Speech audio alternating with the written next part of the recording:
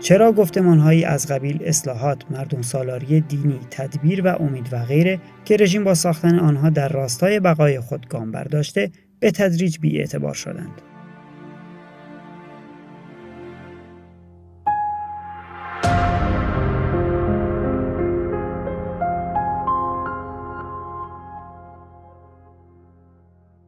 نه فقط گفتارهای از قبیل اصلاحات، تدبیر و امید و گفتگوی تمدن‌ها و خیلی از اصلاحات دیگر از جمله مستکبرین و مستضعفین، نه شرقی و نه غربی، همه اینها معنی مفهوم خودشون رو از دست دادن، چون دلیل این که مردم امروز به وضوح میبینن که بازی با کلمات هیچ گونه مسئله مشکلی از مسائل آنها را حل نمی کند، چون این نظام بر اساس اون ایدئولوژی و تفکری که یه نوع تفکر ویرانگر هست کار خودش رو انجام میدهد. امروز تنها چیزی که باقی مانده برای سرکوب گلوله تفنگ هست. این گونه اصطلاحاتی که رژیم در طی سالهای عمر خود به کار بسته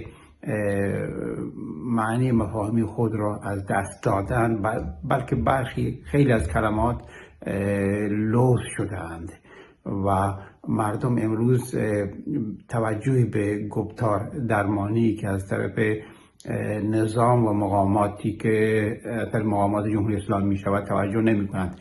آنچه که برایشان مهم هست عمل هست.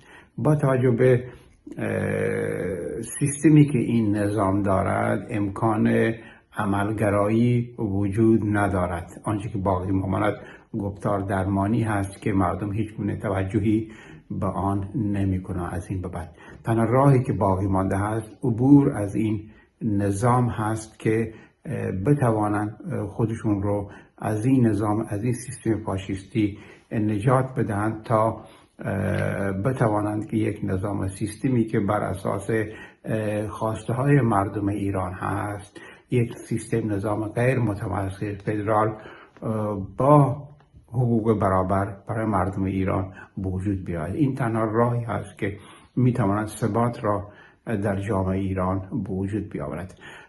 گفتارهایی که در جامعه شروع شدند از زمان انقلاب تا به حال هیچ کدوم از اینها نتوانستند آنچه که بایست و شاید باشد نتیجه‌ای برای مردم داشته باشد. آنچه بوده فریب و تزویر بوده، چیزی غیر از آن نبوده است. رژیم چگونه از ناسیونالیسم ایرانی فارسی در خدمت نظام اسلامی بهره برده است؟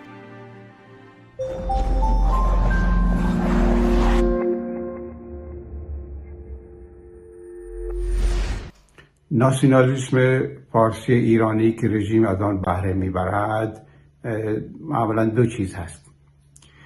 یکی ناسیونالیسم فارس هست که زیر پوسته ایرانی پنهان شده، دیگری شیعه هست، مذهب شیعه هست.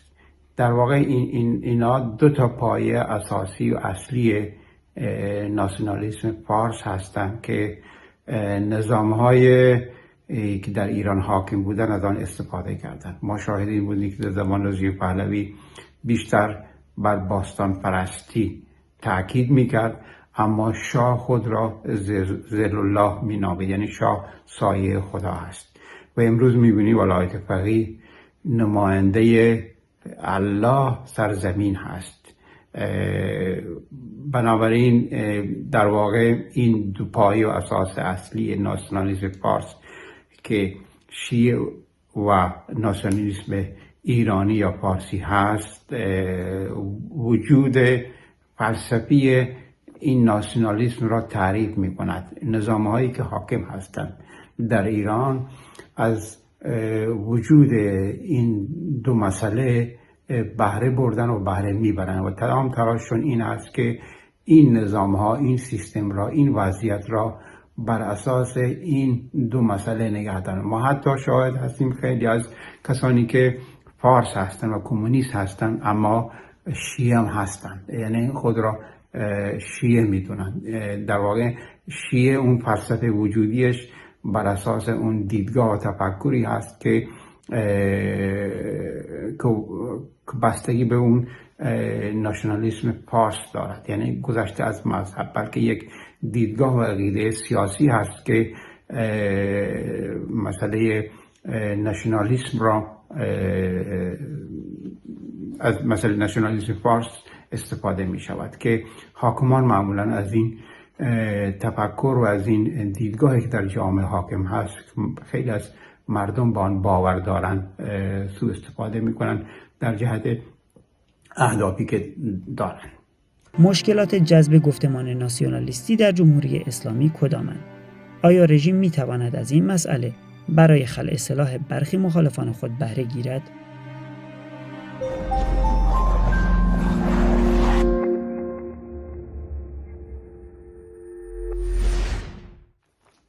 من فکر میکنم جمهوری اسلامی ایران مشکلی در جذب ناسیونالیسم فارسی ندارد، چون ما شاهد همراهی، همگامی، یک جهتی مخالفین جمهوری اسلامی در رابطه با خیلی از مسائل هستیم. به عنوان مثال، زمانی که یک پاسدار در بلوچستان یا کردستان کشته می شود، شاهزاده رضا پهلوی بلافاصله آن را محکوم می کند. اما زمانی که بلوچ کردی کشته می شود، هیچ گونه محکومیتی انجام نمی دهد، چون اینها سپاه را بخشی از نیروی خودشون می دانند.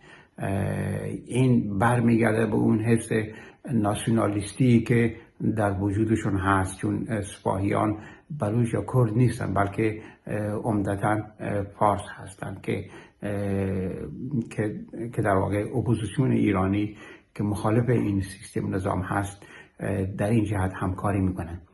ما مشکل اساسی که با ناسیونالیسم فارس داریم، به خصوص ملت‌های ساکن ایران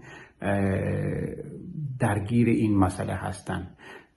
ناسیونالیسم کور فارس که هم جمهوری اسلامی از آن استفاده میکند، هم اپوزیسیون با آن دامن میزند، در واقع بخشی از مسئله هست که کار